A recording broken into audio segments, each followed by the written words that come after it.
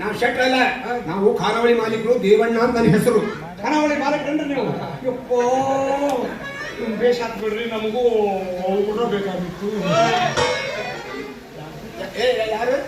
ನಮಗೂ ಊಟ ಬೇಕಾಗಿತ್ತು. ಇಲ್ಲಿ ಹೇಳು. ಅಲ್ಲಿ ಹೇಳ್ತೀನಿ. ನಾನು ಬಸ್ ಕಂಡಕ್ಟರ್ ಅದೇನ್ರಿ? ಏನ್ರಿ? ನಾನು ಬಸ್